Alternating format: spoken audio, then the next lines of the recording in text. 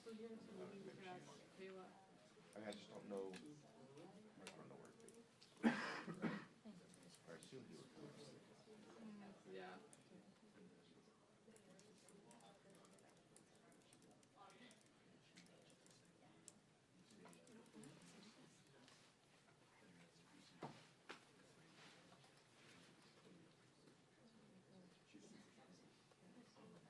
She's on me.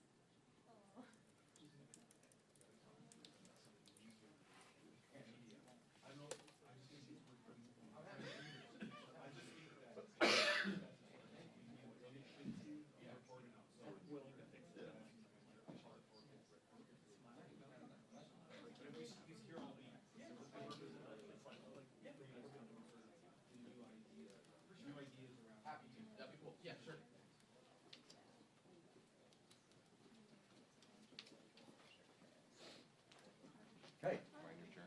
No, I don't have a chair. I take whatever's empty. Do you want me to use ChatGPT to? No. Yes. To find my chair? Can we please play that out?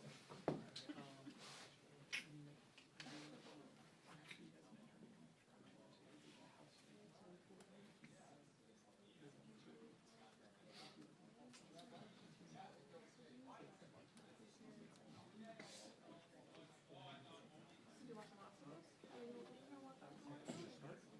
No, it's no problem. Yeah. I wasn't too big on it, but Oh, peppers.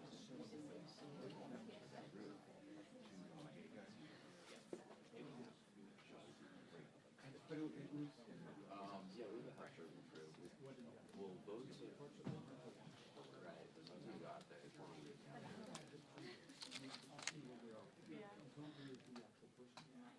I think it's Chrissy.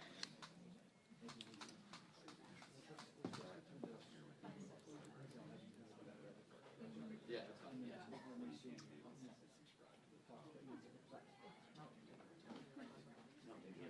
And then I've got that, well, it's just, you never know. Right. You know, you need to kind of. Hey, how are you? add. Right. This one's really. Okay.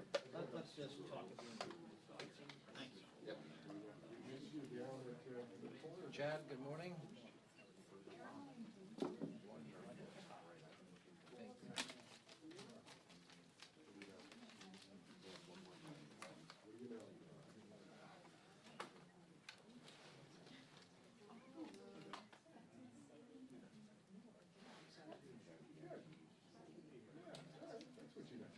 Wow.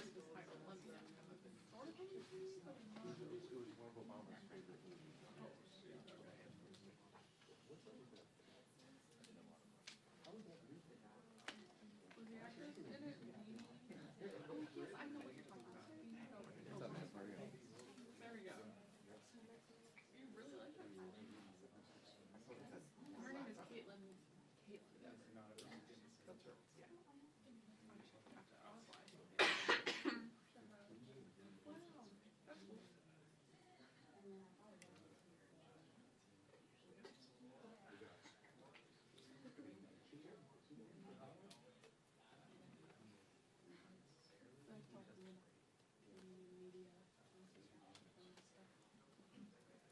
Gotcha. I was like, wow, that's cool. What's the deal with the, I was off last week, so like, what's the deal with, most people are doing So it's just that we deal with that, just get it from our office.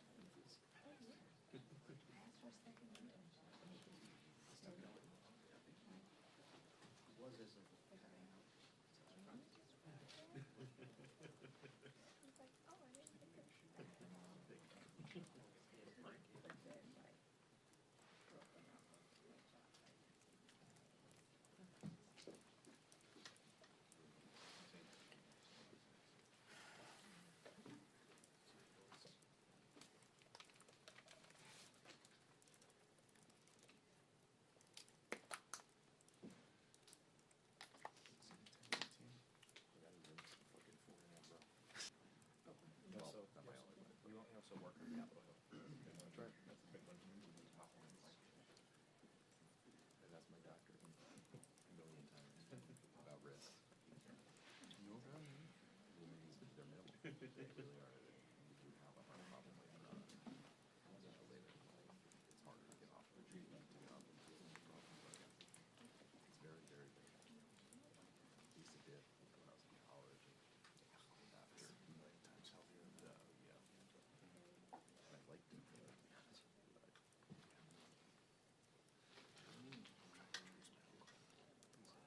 What's that? He did smoke his whole life.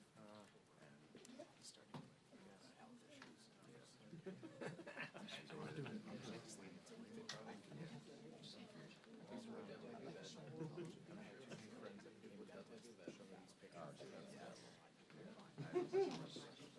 Heads up. Heads up.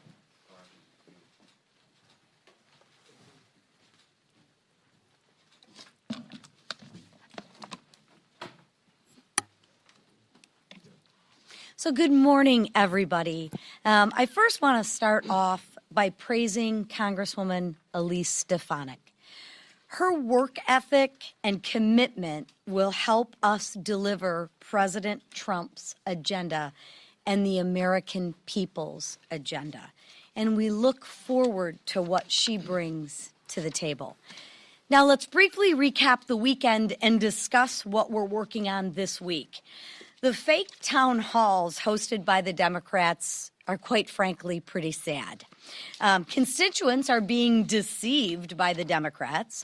Democrats actually should be ashamed of their tactics. And instead of holding town halls in their district, they've decided to not speak to their constituents, which they should be speaking to their constituents. They are causing confusion with ours and hosting these fake town halls, yelling at a chair that nobody occupies, okay? The Democrats, however, have found their vision. The Democrats have found their leader, and the Democrats, April Fools. I forgot it was April Fools today. That was my attempt at an April Fool's joke. We know the Democrats have no vision, no message, and no leader.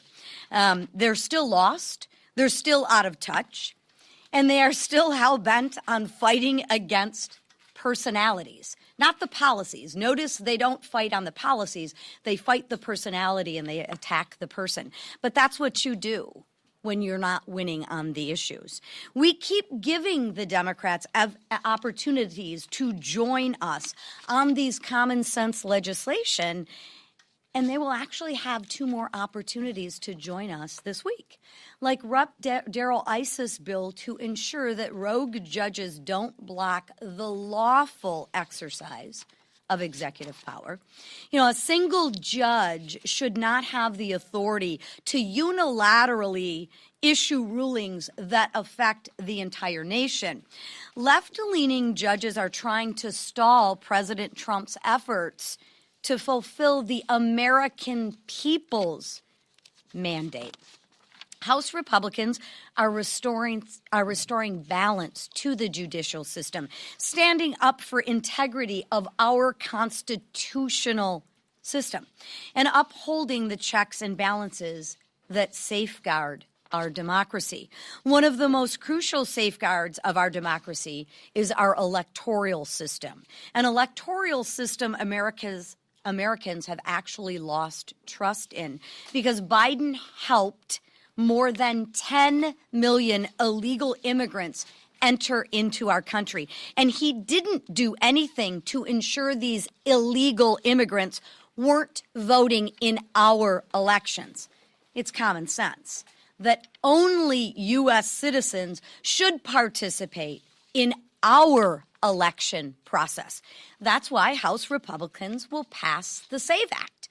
We want to restore trust in America's election system and protect the ballot box. House Republicans are making America secure by passing the SAVE Act.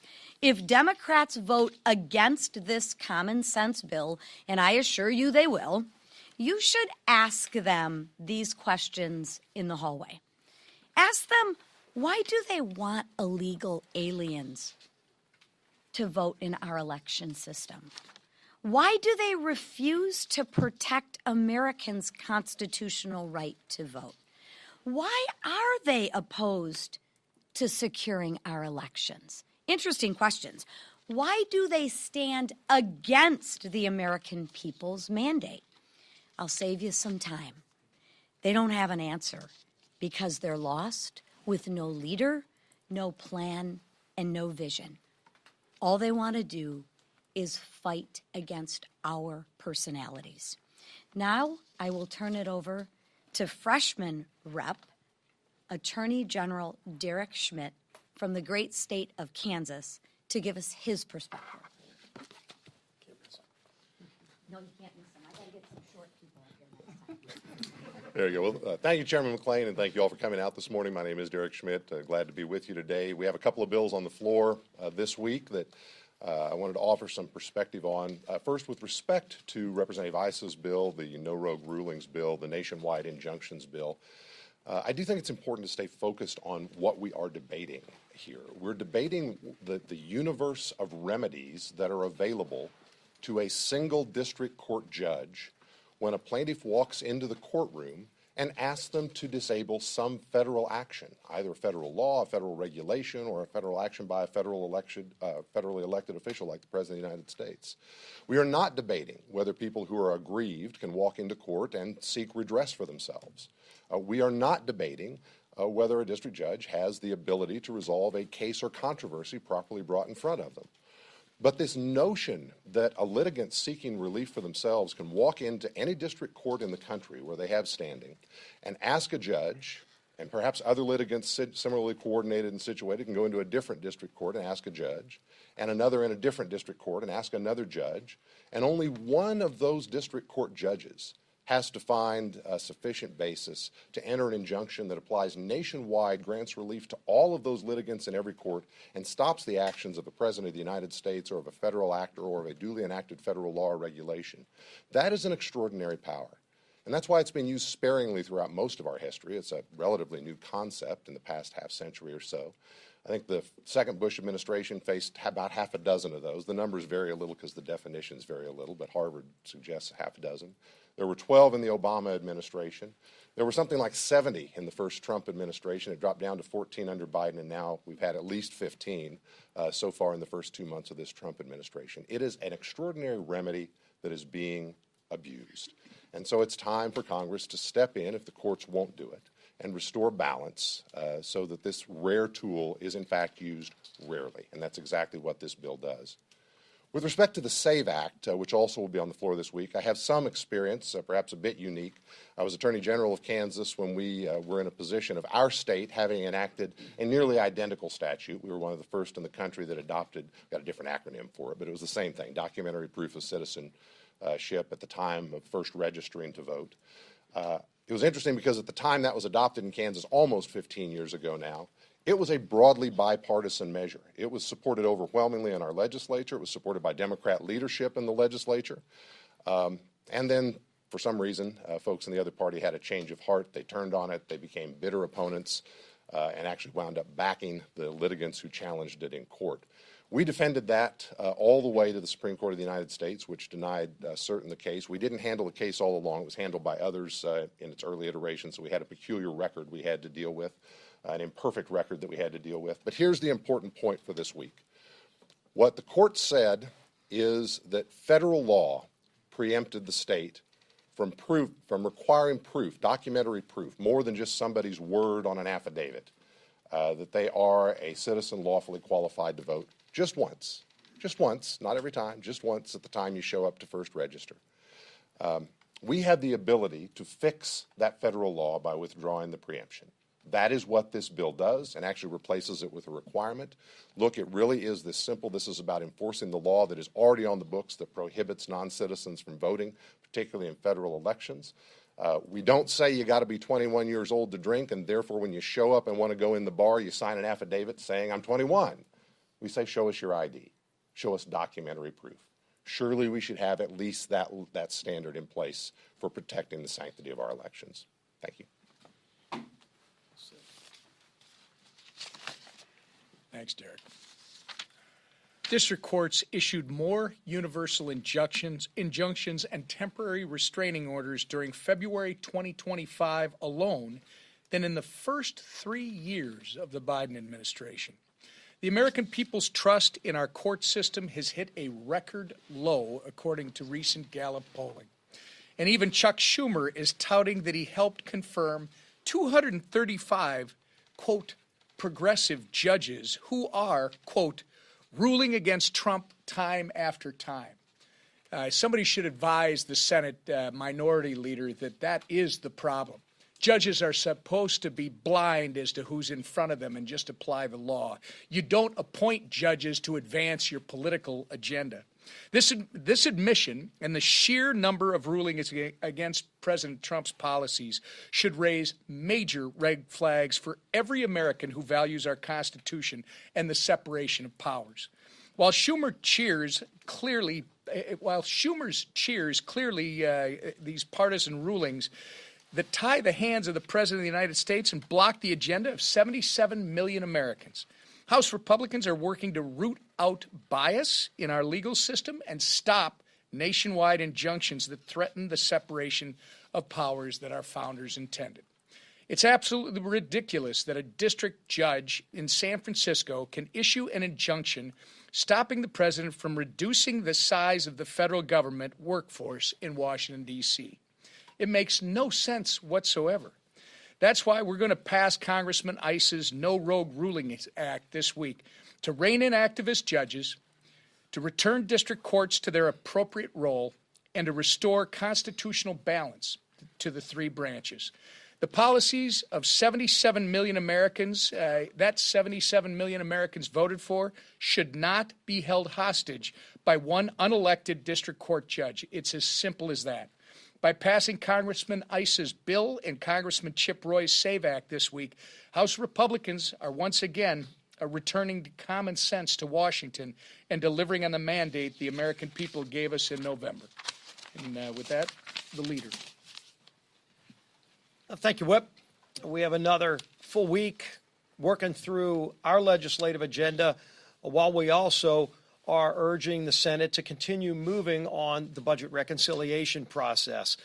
This week, they will be taking up the budget that we sent over weeks ago. And of course, when you look at where the budgets are, we went through a lot of work within our conference, meeting with members that represent all different factions within our conference to come up with the ultimate targets that were laid out in our budget to direct 11 different committees in the House to take action in reconciliation. The Senate needs to go through that same process. They've got similar dynamics in the Senate. They've got fiscal hawks, moderates, the same kind of issues that they're going to have to resolve. But ultimately, it's only when the House and Senate come together are we going to be able to deliver that big package for President Trump to get this economy back on track for the American people. And ultimately, that's who we're fighting for. We're fighting for those hardworking families who have been struggling too long under the weight of the failed far-left policies of President Biden that are still lingering. The Democrats, when they were in charge, when they added trillions in spending, inflation, interest rates, all the things that are still crushing families, we are finally starting to address those things one at a time. And it's taken time, but we're 2 months in, and you could already see the progress. But there's a lot more work to do. And so we're not slowing down in our majority. We're not slowing down with the bills we're bringing. Of course, this week, the No Rogue Judges Act, and I think it's been laid out really well, the abuses that we've been seeing with some of these district court judges that just feel their role is to try to stop the duly elected president of the United States and Donald Trump because they disagree with his policies, as opposed to carrying out their duty to interpret the Constitution and the laws of this country. And if they're going to overstep their boundaries, should they be able to have literally at a district level an ability to change the law for the entire country, when ultimately the U.S. Supreme Court's going to have to decide many of these big issues. But we're taking that up. We're also, of course, going to continue to fight for the integrity of the vote to make sure that people that have come here illegally by the millions cannot register and vote, and that there will be actual safeguards and consequences for people who come to this country and vote illegally. So we're going to bring that bill again, give everybody an opportunity to state their position on that as well.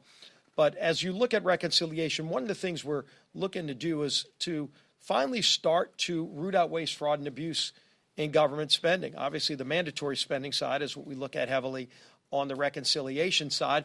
But we've been working closely with the President's Doge Commission. And for anybody who didn't see it, I thought it was a very refreshing exercise to watch Elon Musk and all the other leaders of Doge come together and do, in essence, a town hall meeting, talking about the methods, the methodology, and the sophistication that is being used to root out waste, fraud, and abuse in government spending. You know, when people fill out their taxes in just 2 weeks, you know, there's a lot of anger and frustration when people send their money into Washington, and they wonder when they hear these stories of, you know, the billions of dollars in wasteful programs. These aren't just anecdotes.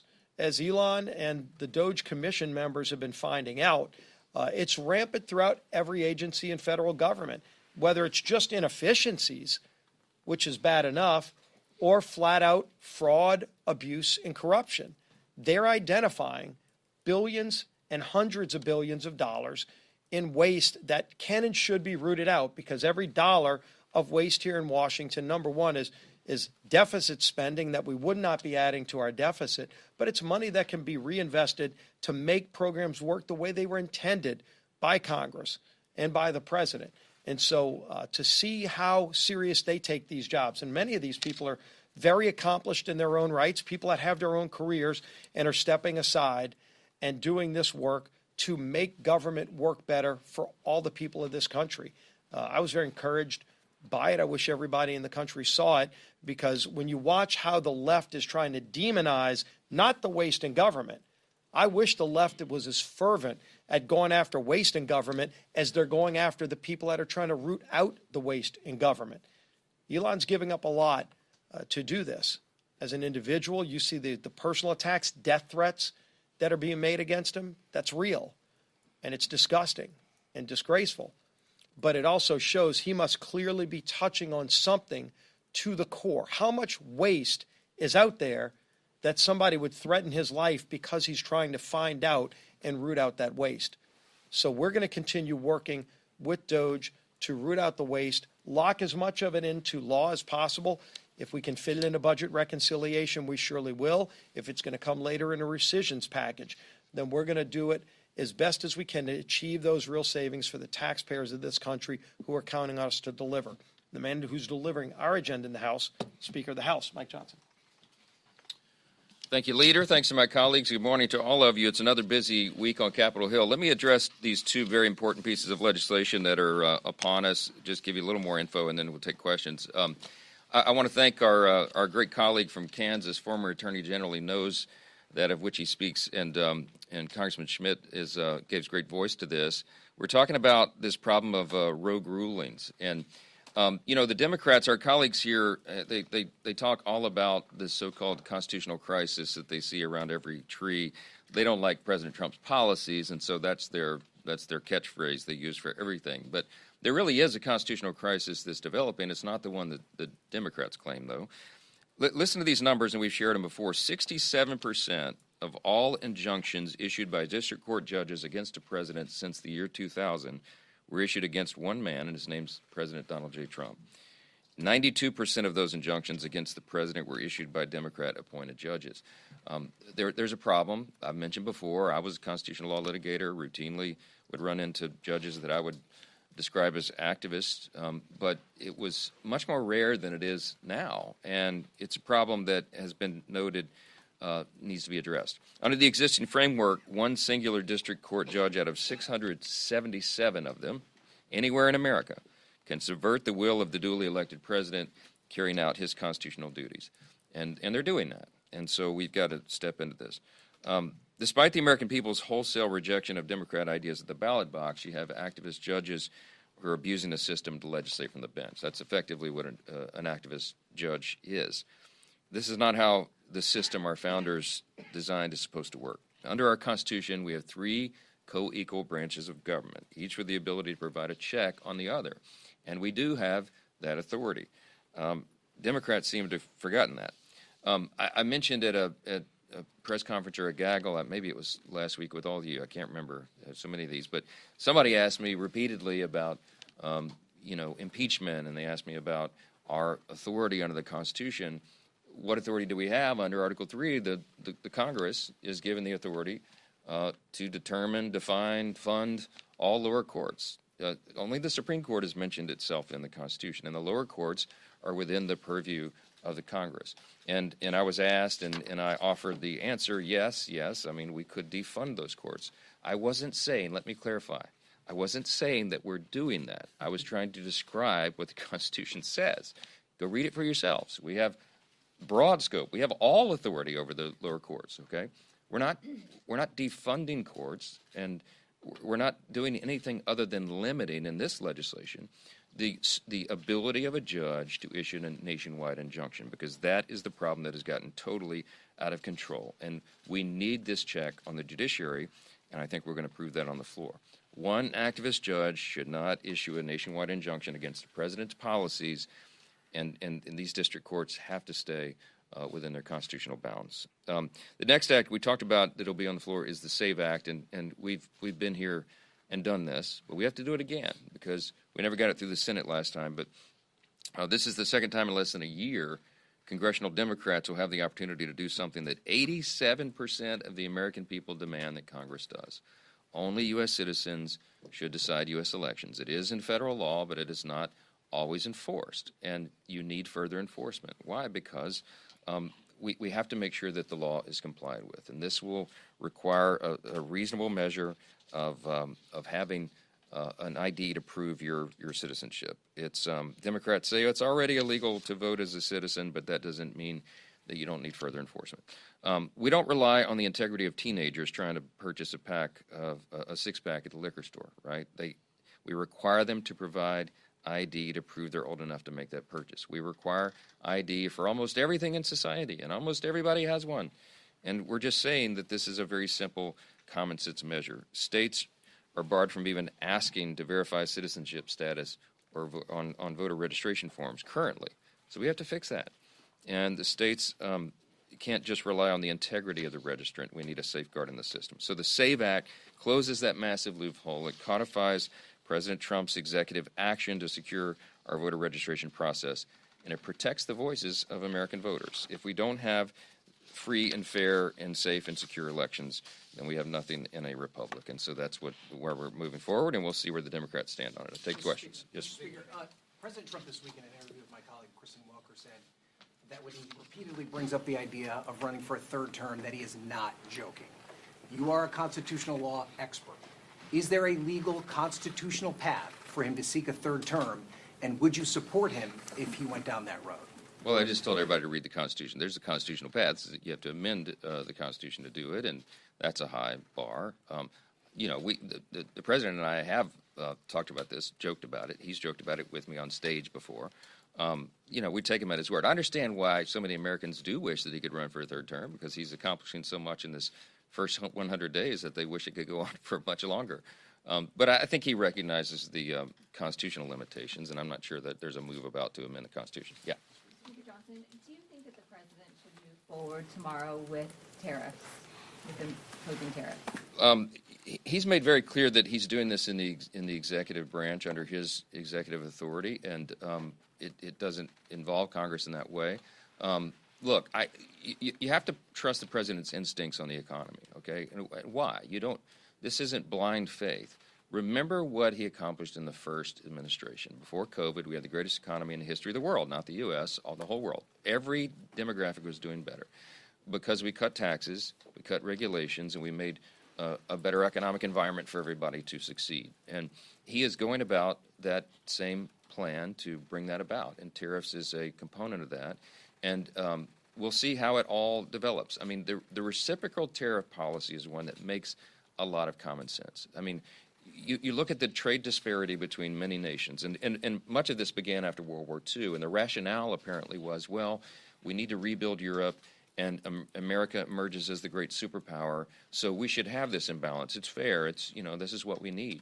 Well, that carried on for generations, and we're well beyond World War II now, and this is a different world. It's a much more integrated, complex economy.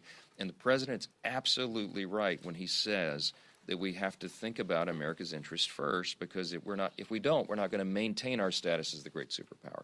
And when he says, let's have free trade and fair trade, I think the reciprocal tariff policy makes sense. If somebody has 100+% tariff on imports of U.S. goods, and we have virtually nothing, why don't we settle that balance? If we raise and match their tariff policy, I think ultimately what happens is you get back down to a free trade agreement, that these countries that have engaged in this disparity, this raw deal for Americans for so long, it'll get their attention, and they'll, I think, reduce their tariffs on us. Then you get back to a free and fair trade situation. So, look, we'll see what happens. I think it's going to go forward, and it may be rocky in the beginning, but I think that this will make sense for Americans and it will help all Americans. So, yes, Scott. Thank you, Mr. Speaker. President Trump says that Elise Stefanik will be rejoining your leadership team, and that you are very enthusiastic to be having her remain in the House. What role will she be playing on your leadership team, given that she has already relinquished her past leadership role? Yeah, we're trying to sort that out. Elise is a dear friend, trusted colleague. She's a super talent, and she has always brought a lot to the table. And she stepped down from her conference chair role, and on her important committee assignments, she was in line to have a gavel on some of those. And the circumstances changed. So, recognizing her talent, I said I would love to invite her back immediately to the leadership table. All the leadership posts are filled at the moment, so we're trying to figure out some creative role for Elise to play, because, I think that helps the whole body. I think it helps our conference, and it puts her in a position where she can be of her highest and best use. Scott, as you know, every single day as Speaker, what I try to do is make sure all of our members are of their highest and best use. We try to match skill sets with positions, and it's an imperfect thing, but we work through it. And, what happened with Elise is we're dealing with, and we're going to make her a very valuable and important member of this conference, as she always has been. And I'm excited about that. I am. I'm glad to have her remain with us. So, last question, very back. On the topic of activist judges, does the legislation touch on using artificial intelligence at all in this regard? And semantic analysis of artificial intelligence is very high. And is it theoretically possible to be able to use AI in a judiciary capacity? Wow.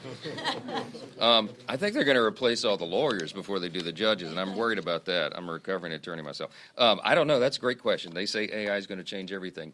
I certainly hope that we don't have AI determining the outcome of cases, though. I think you've got to rely on the system and rely on human judgment for these things. But we'll see. That's a brave new world question. I don't have the answer yet. Thank you all so much. Appreciate it. Some of these judges.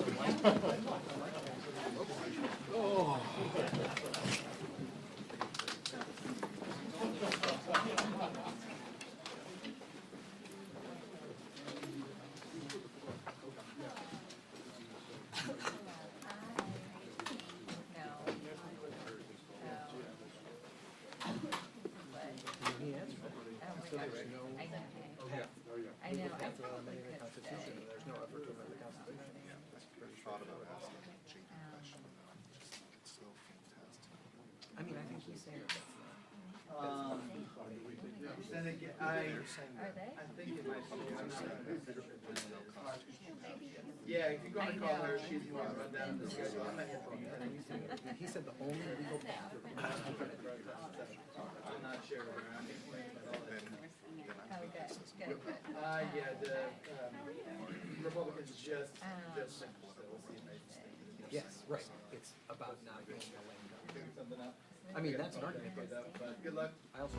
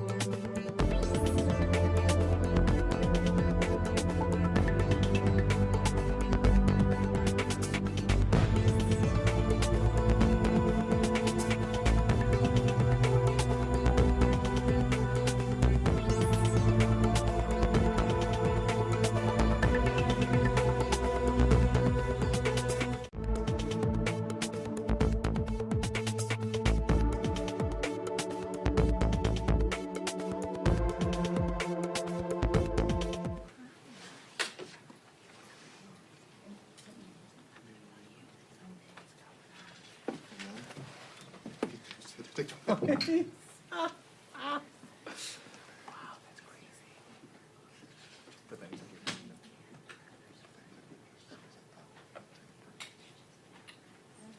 he's sort of like it's weird, like late when it's also right. Yeah, I didn't realize that was right. I mean, because ours was a good story.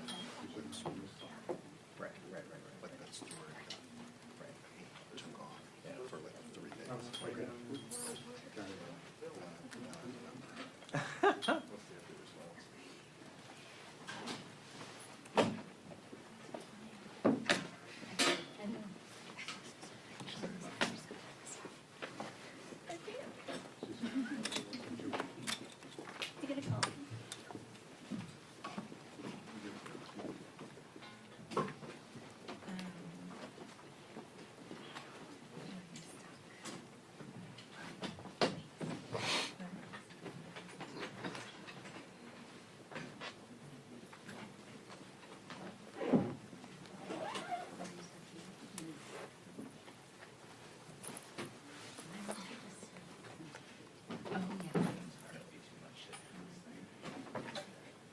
And to my friends at Caucus, do you guys need a white balance or just a mic check soon?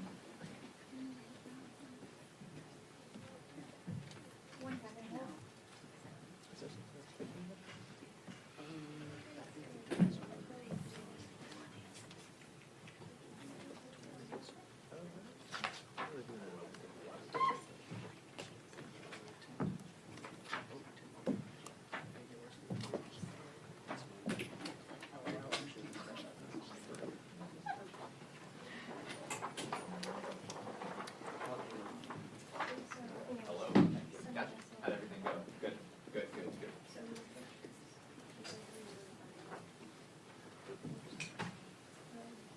Welcome back.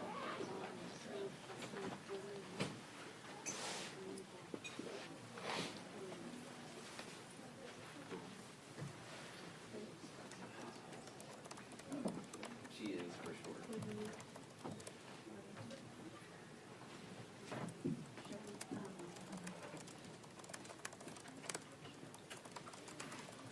Yes, you're old.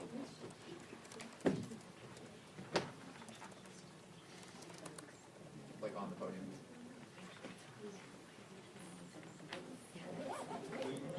Because yeah, the thing is we typically don't like things on the podium itself. Sometimes people just like have like something to the side that they'll put in different things, like a small little. You know, like there's like selfie sticks people put like a phone on. Sometimes they'll put like that on and shake it, but we don't allow things like on the podium. So. But I got you. And if you do need like, if you want to try something next week, just let me know. You can also type it into Google, abs.senate.gov, EPS, and that's the schedule.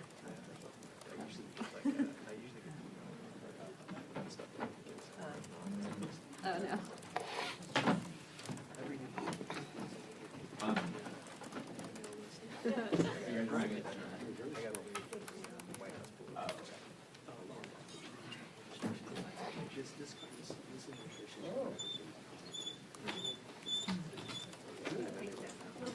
Have a good one, guys. Take care.